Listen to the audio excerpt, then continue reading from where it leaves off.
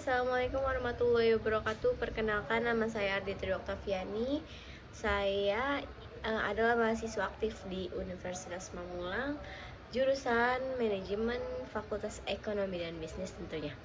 Nah, di kesempatan kali ini aku bakal ngebahas tentang pasar modal dan portofolio.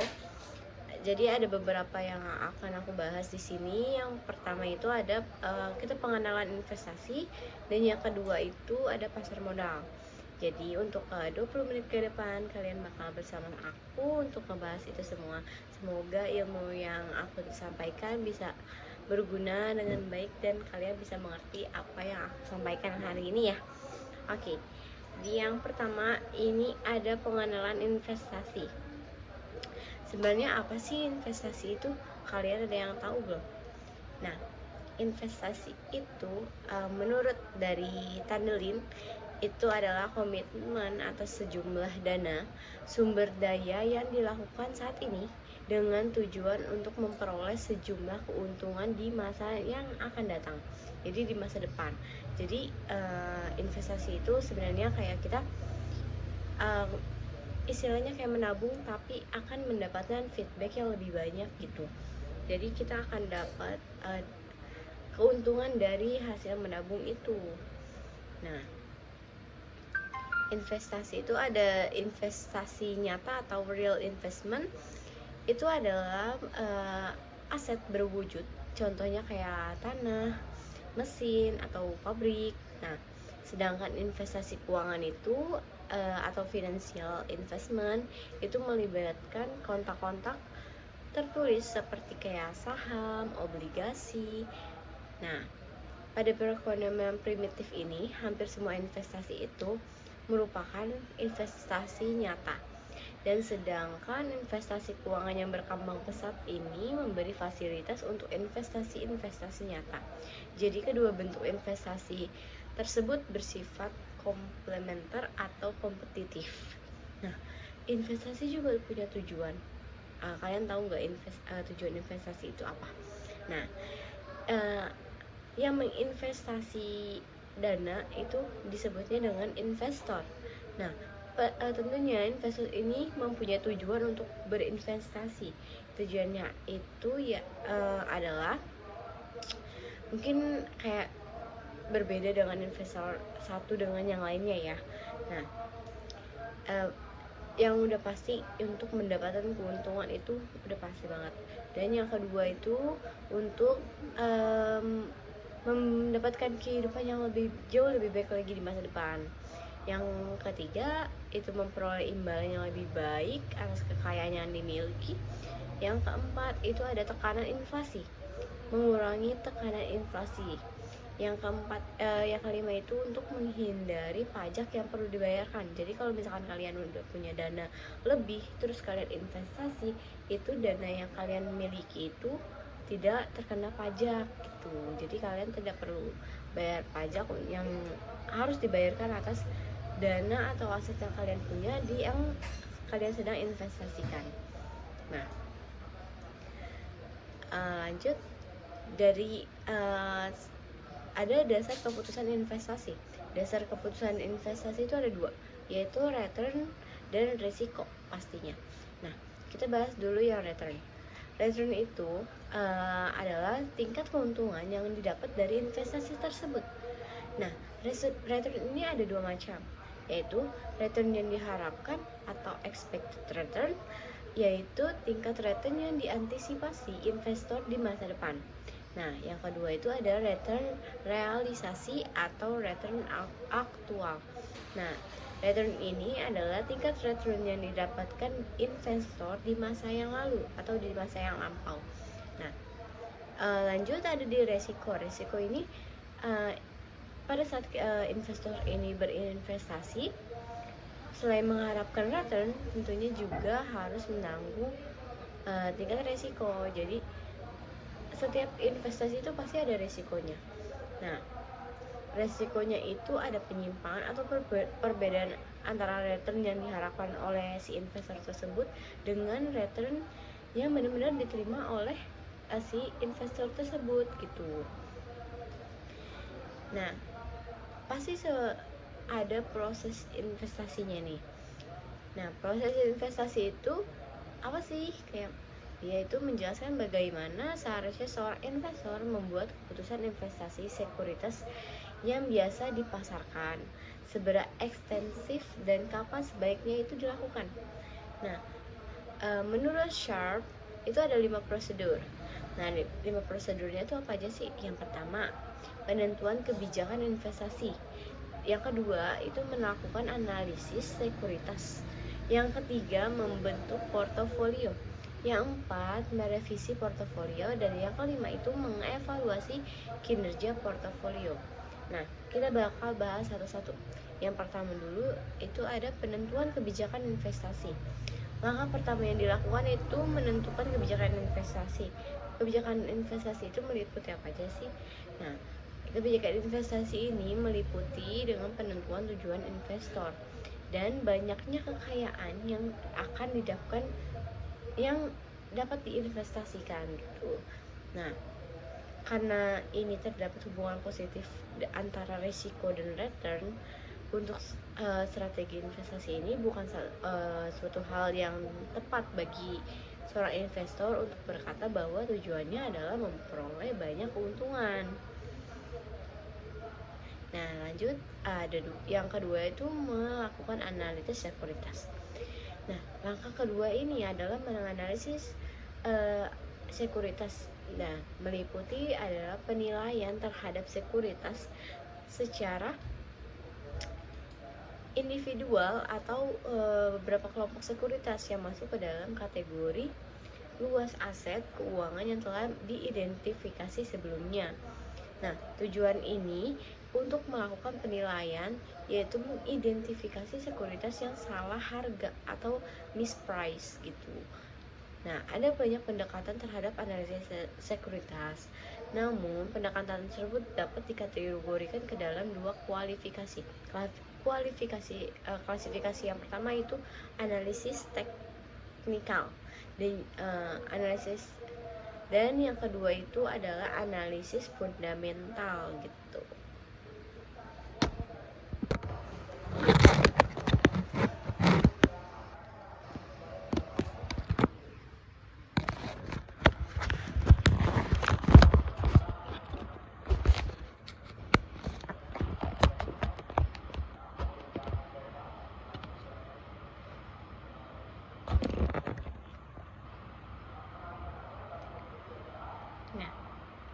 Next kita lanjut ke yang pembentukan portofolio.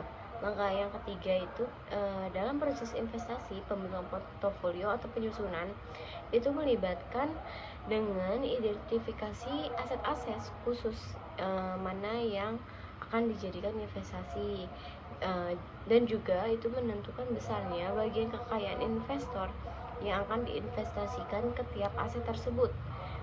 Nah, yang keempat itu adalah merevisi portofolio.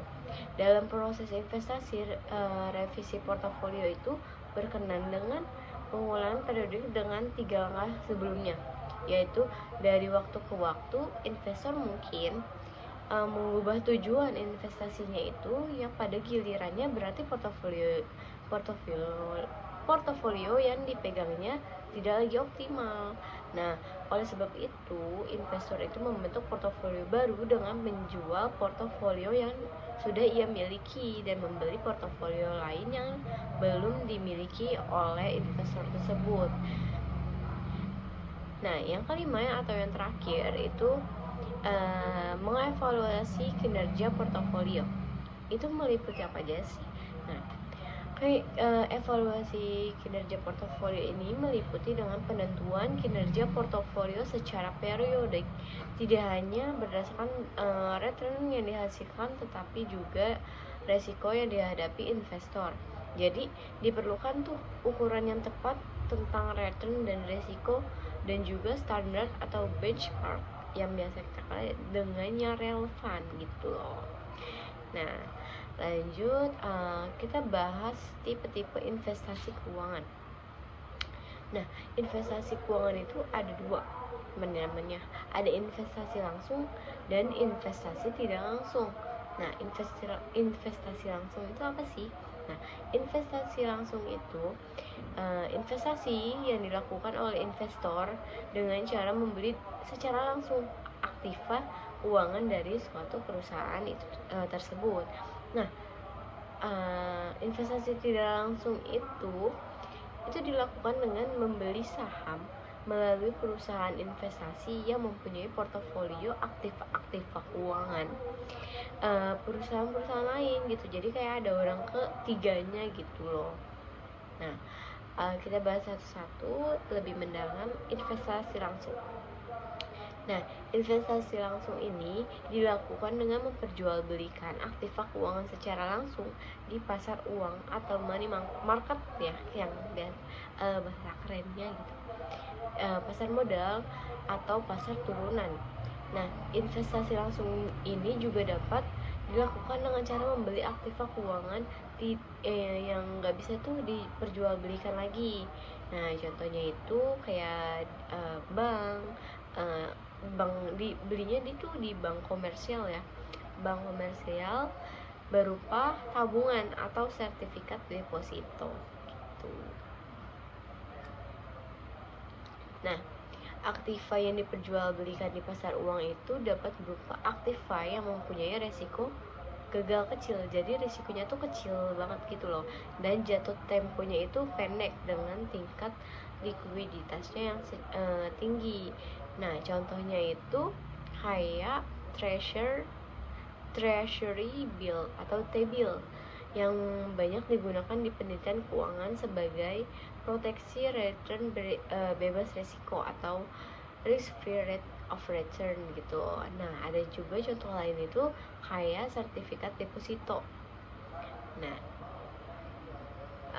lanjut aku macam-macam ini ada macam-macam investasi langsung. Nah, investasi langsung itu ada yang tidak dapat diperjualbelikan. Nah, yang tidak dapat diperjualbelikan itu adalah tabungan dan deposito. Nah, yang kedua itu ada investasi langsung yang bisa nih diperjualbelikan, yaitu kayak misalkan ada di pasar uang, ada T-bill, deposito yang dapetin bisa nih dinegosiasi. Nah, yang kedua itu ada investasi langsung di pasar modal. Yang di investasi langsung yang ada di pasar modal itu kayak ada surat-surat berharga gitu loh. Surat-surat berharga pendapatan tetap atau fixed income securities. Nah, itu seperti T-bond, Federal Agency Securities, municipal bond, corporate bond, convertible bond. Nah, ada juga saham-saham.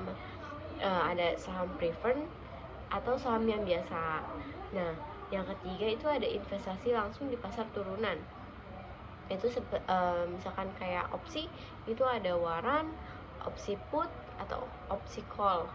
Nah, lanjut kita bahas tentang investasi tidak langsung. Investasi tidak langsung itu apa sih? Nah, investasi tidak langsung itu pembelian saham dari perusahaan investasi yang mempunyai portofolio aktiva keuangan dari perusahaan lain. Jadi investasi ini dilakukan dengan membeli surat berharga dan perusahaan investasi gitu. Nah, perusahaan investasi itu apa sih? Perusahaan investasi itu perusahaan yang menyediakan jasa keuangan untuk dengan cara memperjual sahamnya ke publik dan menggunakan dana yang diperoleh untuk diinvestasikan ke dalam portofolionya gitu. Nah, investasi tidak langsung ini lewat perusahaan investasi merupakan hal yang menarik dong bagi investor ini. Ada dua alasan yang cukup kuat lah. Nah, yang pertama itu investor ini yang bisa nih dengan modal kecil tapi dapat menikmati keuntungannya lebih besar karena pembentukan portofolio tersebut. Nah, jadi jika investor tersebut ini membuat portofolio sendiri, maka dia harus membeli beberapa saham dalam jumlah yang cukup besar nilainya. Nah, yang kedua itu membentuk portofolio membutuhkan pengetahuan dan pengalamannya mendalam. Investor awam yang kurang mempunyai pengetahuan dan pengalaman itu gak bisa tuh membentuk portofolio yang optimal gitu. Namun dia masih bisa membeli saham yang ditawarkan perusahaan investasi yang telah membentuk portofolionya yang optimal gitu. Nah, di sini ada kayak seperti yang kita tahu kayak ada reksadana gitu kan. Nah, reksadana ini mempunyai besarnya portofolio yang berubah-ubah tuh di pasar modal. Nilai total portofolio yang dibentuk itu disebut dengan nilai aktiva bersih atau NAB, net asset value atau NAV gitu. Nah, oke. Untuk yang investasi udah cukup di sampai situ, semoga kalian mengerti gitu ya. Aku mengenalkan investasi ke kalian seperti itu secara singkatnya seperti itu. Semoga kalian bisa menangkap ilmu-ilmu yang aku kasih. Nah, next lanjut kita akan membahas ke pembahasan yang kedua, yaitu pasar modal. Nah, apa sih pasar modal tuh? Nah, pasar itu sebelum ke pasar modal, aku bakal ngasih tahu pasar itu apa sih. Nah, pasar itu tempat bertemunya antara penjual dan pembeli, kayak di pasar gitu ya. Ada pasar baju, ada pasar buah, ada pasar beras, kayak gitu gitulah yang biasa kita lihat di lingkungan kita. Nah, dalam pasar modal ini yang diperjualbelikan itu adalah modal. Modal yang diperjualbelikan ini dicatat sebagai surat berharga berupa modal kepemilikan dan modal utang gitu. Nah,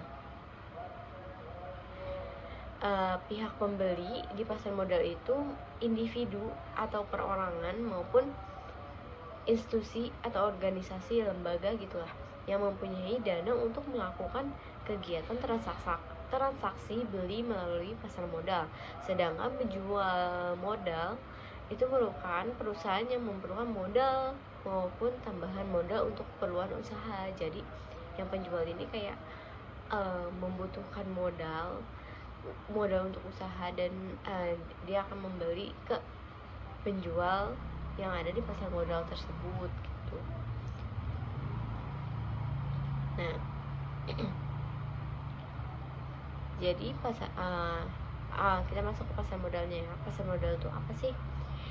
Pasar modal atau capital market ini adalah pasar untuk berbagai instrumen keuangan jangka panjang yang bisa diperjualbelikan, baik surat utang atau obligasi, equity atau saham, reksadana, instrumen derivatif atau maupun instrumen-instrumen lainnya.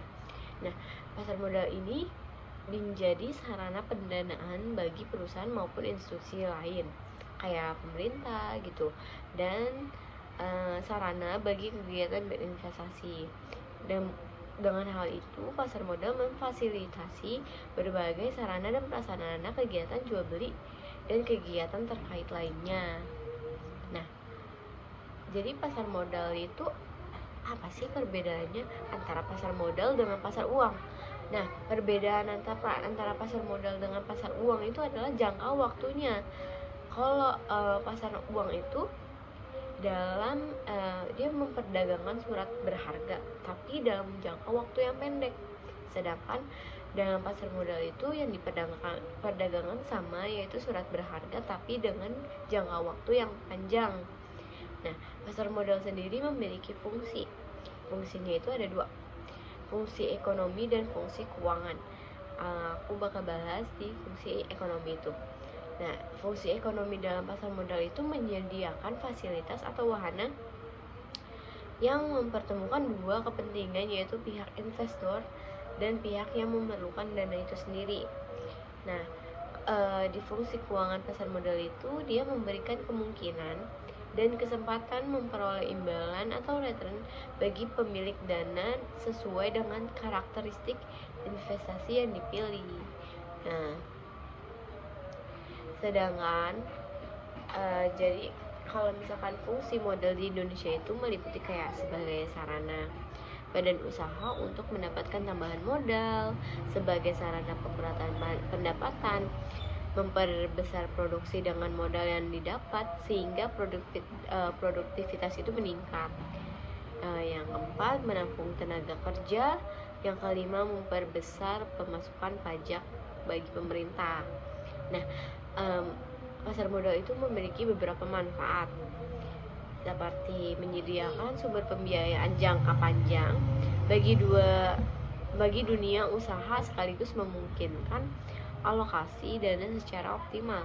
Yang kedua adalah memberikan wahana investasi yang beragam bagi investor sehingga memungkinkan untuk melakukan diversifikasi.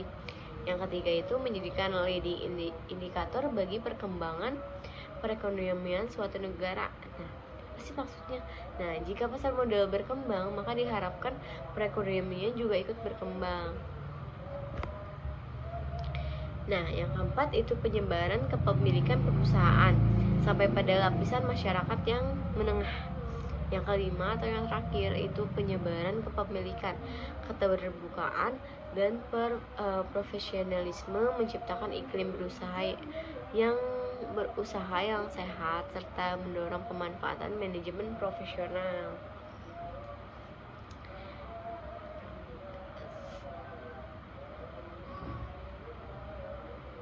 Nah, aku bakal kulik sejarah dari historis dari pasar modal itu sendiri. Nah, pada tahun 1912 itu di Batavia, sejak zaman kolonial Belanda itu pasar modal atau bursa efek itu udah hadir. Nah, pasar modal itu ketika didirikan itu oleh pemerintah Hindia Belanda. Nah, itu kepentingannya untuk memerintah kolonial atau VOC. Nah, walaupun pasar modal itu udah dibangun nih sejak tahun 1912, perkembangan dan pertumbuhan pasar modal itu nggak berjalan seperti yang diharapkan gitu.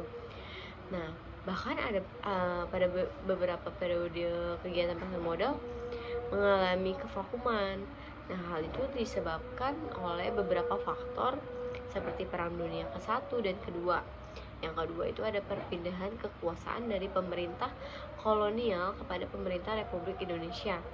Dan yang terakhir ada berbagai kondisi yang menyebabkan operasi bursa efek tidak dapat berjalan sebagaimana mestinya. Nah, di tahun 1977 pemerintah ini mengaktifkan kembali beroperasinya pasar modal dengan tujuannya itu untuk lebih memacu pertumbuhan ekonomi nasional. Pengaktifan ini dilandaskan oleh adanya kebutuhan dana pembangunan yang semakin meningkat. Di negara-negara ASEAN ini atau maupun dunia ya, secara umum setiap negara memiliki pasar modalnya masing-masing. Kayak pasar modal untuk wilayah ASEAN itu ada kayak Singapura itu ada Singapore Stock Index atau SSI. Nah, kalau di Malaysia itu ada Kuala Lumpur Stock Exchange atau QLSE.